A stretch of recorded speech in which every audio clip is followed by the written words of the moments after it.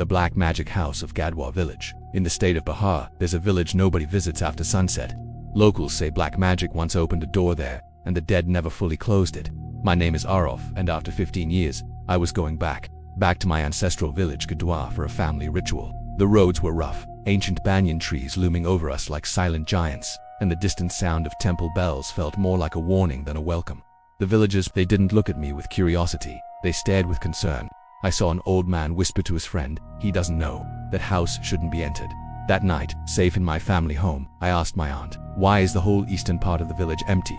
Why does no one live there?" She just looked away, busying herself with the food. "Eat first," she said. "Night travels fast here." I didn't understand what she meant. Not yet.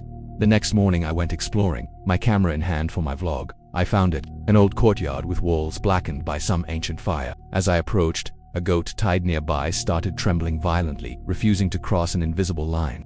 Inside, the ground was covered in strange symbols drawn with vermilion and ash. In a corner sat a rusted iron pot. It was burnt black on the outside, but when I peered in, it was spotlessly clean. As I was filming, a voice startled me.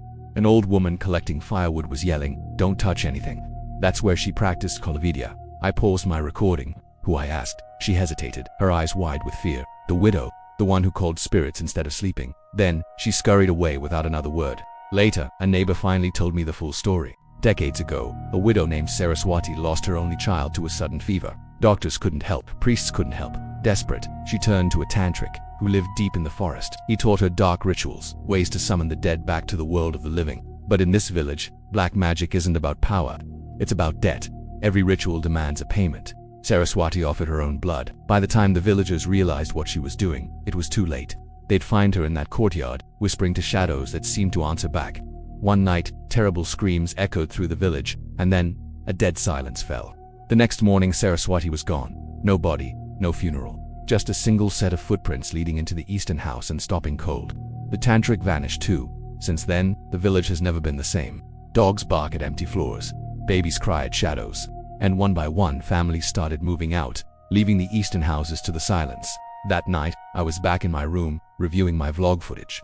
I decided to boost the audio, just to see if I'd captured any strange sounds, and that's when I heard it. Hiding behind my own voice was a faint, chilling whisper. A woman's voice saying, "Why did you leave me alone?" It wasn't an internet glitch. It wasn't the wind. Driven by a mix of fear and curiosity, I went back to the courtyard. Under the pale moonlight, everything was silent. But when I reached out to touch the iron pot, it was warm. I looked up. A black thread, the kind used in binding rituals, was hanging from the ceiling.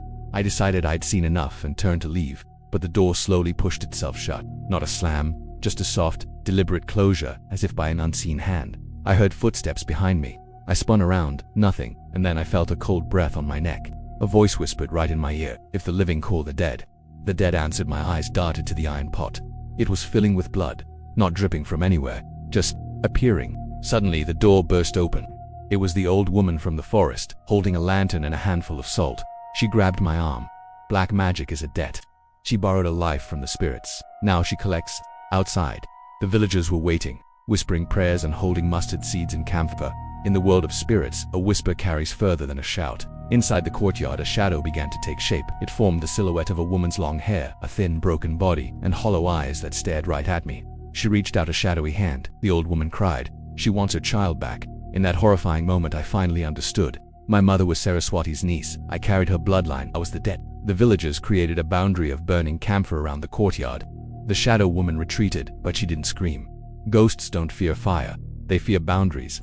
As the last of the camphor burned out, the shadow vanished. For now. The next morning, as I packed my bags, the old woman gave me one last warning. "Spirits don't forget blood. If you ever come back, she'll finish what she started." Black magic never grants miracles. It only grants loans. And loans always come due, even after death. A week later, I was back in my apartment in Mumbai trying to forget. I was looking through the footage one last time before deleting it forever. As the video neared the end, the screen glitched for a single frame. My heart stopped. There, in the reflection of the hotel window behind me, stood the shadow woman, and this time she was smiling. Thanks for watching. If you want to see what happens next, make sure you subscribe.